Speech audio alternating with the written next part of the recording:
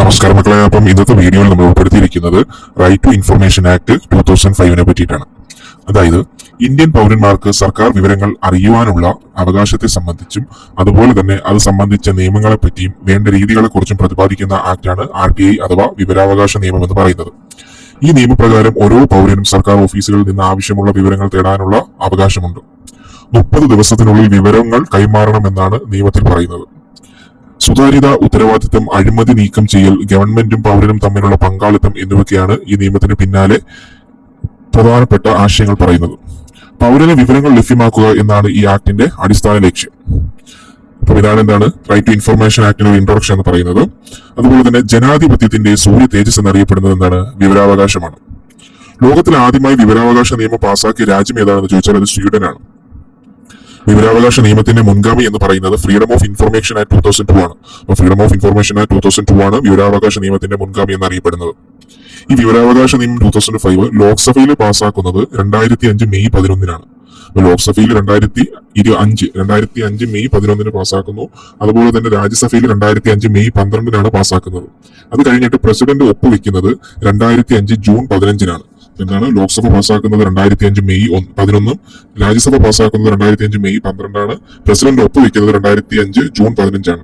അതുപോലെ തന്നെ ഇന്ത്യൻ ഗസറ്റിൽ ഇത് പബ്ലിഷ് ചെയ്യുന്നത് 2005 ജൂൺ 21-നാണ്. വിവരാവകാശ നിയമം നിലവിൽ വന്നത് എന്താണെന്ന് ചോദിച്ചാൽ അത് 2005 ഒക്ടോബർ 12-നാണ്. അപ്പൊ 2005 ഒക്ടോബർ 12-നാണ് വിവരാവകാശ നിയമം നിലവിൽ വരുന്നത്. വിവരാവകാശ നിയമം തദ്ദേശീയമായി പാസാക്കിയ ആദ്യ ഇന്ത്യൻ സംസ്ഥാനമാണ് തമിഴ്നാട്. അപ്പം തമിഴ്നാടാണ് വിവരാവകാശ നിയമം തദ്ദേശീയമായി പാസാക്കിയ ആദ്യ ഇന്ത്യൻ സംസ്ഥാനം. അത് 1997-ലാണ്. 2005 വിവരാവകാശ നിയമം നിലവിൽ വന്ന ആദ്യ സംസ്ഥാനം ഏതാന്ന് ചോദിച്ചാൽ അത് രാജസ്ഥാനാണ്. അപ്പൊ രാജസ്ഥാനാണ് 2005 വിവരാവകാശ നിയമം നിലവിൽ വന്ന ആദ്യ സംസ്ഥാനം.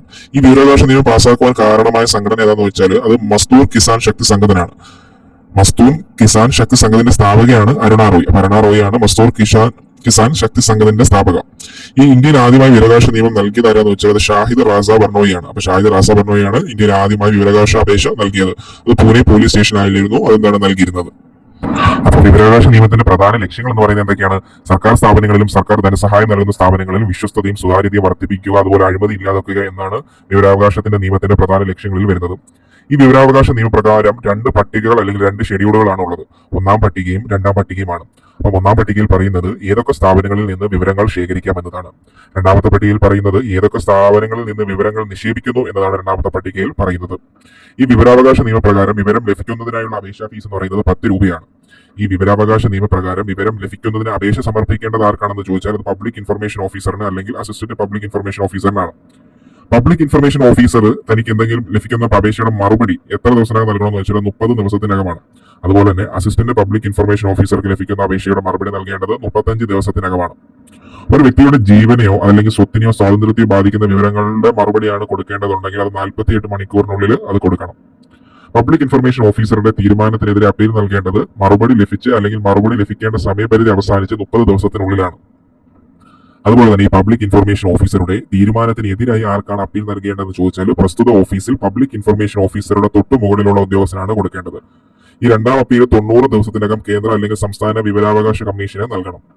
അതുപോലെ തന്നെ ഈ സമയപരിധിക്കുള്ളിൽ ശരിയായ വിവരം നൽകുന്നതിൽ വീഴ്ച വരുത്തുന്ന പബ്ലിക് ഇൻഫർമേഷൻ ഓഫീസർ അടയ്ക്കേണ്ട പിഴ എന്ന് പറയുന്നത് ഒരു ദിവസം 250 രൂപ വെച്ചാണ്. ഒരു ദിവസം 250 രൂപ വെച്ച് പരമാവധി 25,000 രൂപ വരെയാണ് പിഴ അടയ്ക്കേണ്ടത്. ഈ സുപ്രീം കോടതിക്കും ഹൈക്കോടതികൾക്കും ഒഴികെ മറ്റൊരു കോടതിക്കും വിവരാവകാശ നിയമം സംബന്ധിച്ച കേസുകളിൽ ഇടപെടുവാൻ അധികാരമില്ല എന്ന് പറയുന്ന ആർട്ടിക്കിളാണ് സുപ്രീം കോടതിക്ക് ആർട്ടിക്കിൾ 32-ഉം ഹൈക്കോടതിക്ക് ആർട്ടിക്കിൾ 226-ഉമാണ്. അതുപോലെ തന്നെ ഈ റിട്ട് പുറപ്പെടുവിക്കാൻ ഏറ്റവും കൂടുതൽ അധികാരമുള്ളത് ഹൈക്കോടതിക്കാണ്. അപ്പൊ എന്താണ് റിട്ട് പുറപ്പെടുവിക്കാൻ ഏറ്റവും കൂടുതൽ അധികാരമുള്ളത് ഹൈക്കോടതിക്കാണ്. അപ്പം ഈ RTI എന്നൊക്കെ പറയുന്നത് നമ്മുടെ കോമ്പറ്റേറ്റീവ് എക്സാമായി PSCക്കും അതുപോലെ തന്നെ SSCക്കൊക്കെ സ്ഥിരമായിട്ട് ചോദിച്ചു വരാറുള്ള ഒരു ടോപ്പിക്കാണ്. അപ്പോൾ ഇതുപോലുള്ള ടോപ്പിക്കുകളുമായിട്ട് നമ്മൾ ഉടൻ തന്നെ വരുന്നതാണ്. അപ്പോൾ നിങ്ങൾ നമ്മുടെ ആദ്യമായിട്ട് നമ്മുടെ ചാനലൊക്കെ കാണുന്നതാണെങ്കിൽ ചാനലിലേക്ക് ഒന്ന് സബ്സ്ക്രൈബ് ചെയ്ത് വെക്കുക. ഇതുപോലുള്ള നല്ല വീഡിയോകളൊക്കെമായി ഉടൻ തന്നെ വരുന്നതാണ്. ഇതുപോലുള്ള ഓരോ ടോപ്പിക്കുകളും എടുത്ത് ഡീറ്റെയിൽ ആയിട്ട് തന്നെ ആയിരിക്കും ഇനി വീഡിയോ ചെയ്യുന്നത്. അപ്പം നിങ്ങൾ ആദ്യമായിട്ടൊക്കെ നമ്മുടെ ചാനൽ കാണുന്നുണ്ടെങ്കിൽ ഒന്ന് സപ്പോർട്ട് ചെയ്തേക്കുക. ഇനി ഇതുപോലുള്ള വീഡിയോ ഉടൻ തന്നെ വരുന്നതായിരിക്കും.